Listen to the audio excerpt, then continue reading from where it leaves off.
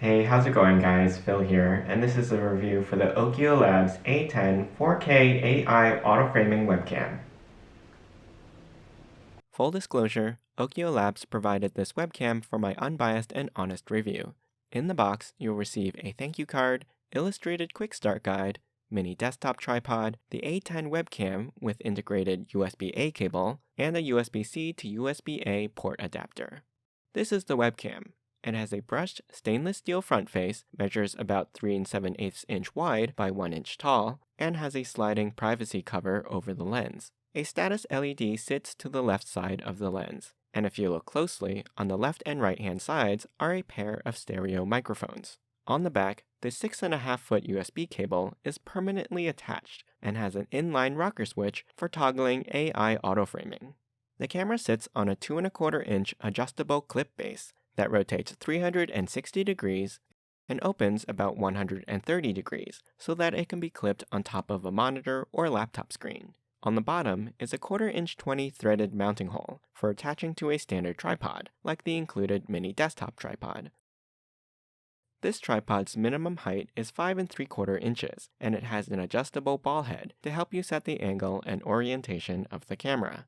Its legs are extendable up to 8 1/4 inches in height as well. This camera is basically plug and play by simply connecting the cable to an available full-size USB-A port on your computer or laptop. However, if you don't have one available, you can convert a USB-C port using the adapter instead. The camera is compatible with both Windows and Mac devices as well as Chromebooks. OKIOLABS recommends downloading their camera control app in order to adjust the camera's settings. You can preview the camera's settings in the app by clicking on the preview button at the top. What you're listening to now is the audio captured by the stereo microphones on the webcam, and you can tell that they're quite sensitive because there's going to be a little bit of white noise, a little bit of hum from my laptop fan, which is running right now. Sometimes you can hear some road noise from outside or some distant background noise, and that's just because of the sensitivity of the microphone. The lens on this webcam is 4K capable with a resolution of 3840 by 2160 and a field of view of 125 degrees. It records at 30 frames per second with an f-stop value of 1.8. This is a fixed focused lens though, so there is no autofocus, so as the subject moves closer to the screen, it might get a little bit blurry. And one thing you should note is that the max 4K resolution is only achievable if the camera is not zoomed in, or if the AI auto-framing is turned off. The camera is also not able to produce 60 frames per second video at any resolution. The other thing you might notice is that there is a little bit of a fisheye effect. So if you look at the corners of the screen, you're going to see a little bit of a curvature, kind of like a sphere, and that's because of the curvature of the lens and due to the wide field of view. Now there is no image correction, so you're always going to see this little bit of distortion. But a wide field of view also means you can capture more of the background from a closer distance, like this entire 10 by 10 bedroom. One tip that I have for you is that if you're using an application to record with the camera and you have AI auto-framing turned on, but the camera is not following you around, this could be due to one of the settings in the camera app. Now, I can see that AI auto-framing is not on, even though I have the toggle switched on, because the light on the webcam is green. Now, if we go into the settings in this camera app on my laptop, we're going to see that the video quality is set to 2160p. But as I mentioned earlier, you can't use AI auto-framing with any quality higher than 1080p.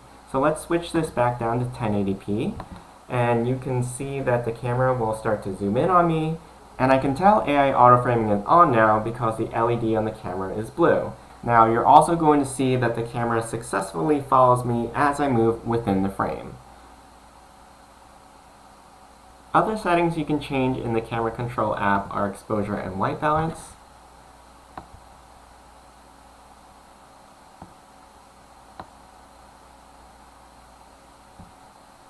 and in the advanced tab, color saturation, brightness, and contrast. And you can adjust all these settings until you find whatever effect you are looking for. Now if you like the settings that you've chosen and you want to save them for use later, you can always save it as a new profile, and I can call this one default. And then if I want something else, for example, if I want to do black and white, I can save that as a different profile and call that black and white and save that here. And then when I want to go use these later, I can go ahead and choose them from this drop-down. The one setting that I didn't find self-explanatory is this one called mirror direction. Now if you look in my camera app, when I check and uncheck this box, nothing changes with my actual video feed. And that's intentional, because that's not actually what this option does. And in order to show you what it does, I'm going to have to switch off AI auto-framing.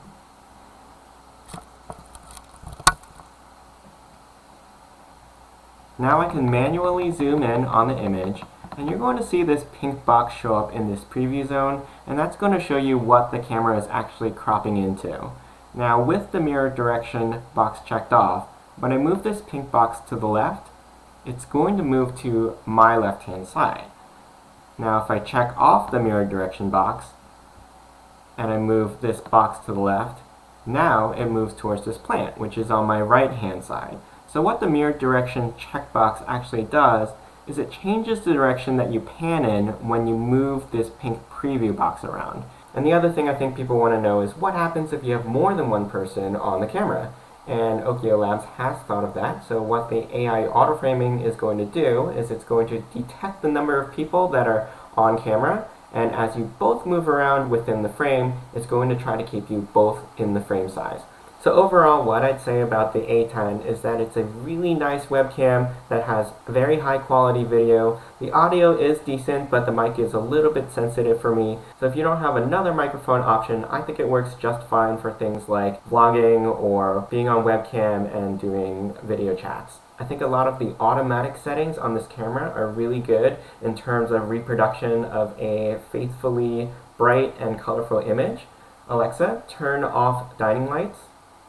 And now it's pretty dark in here, but I think the camera image is still quite nice. It's a little bit grainy at this level. It's probably adding a little more gain than it would normally, just to bring up the brightness levels of this image, but again, it's pretty decent. And as long as you have a USB port or a USB-C port, you should be able to use this webcam. I hope you enjoyed this review. You can ask me any questions in the comments. I'll put a link to the product in the description below. Don't forget to subscribe to my channel, and join me next time.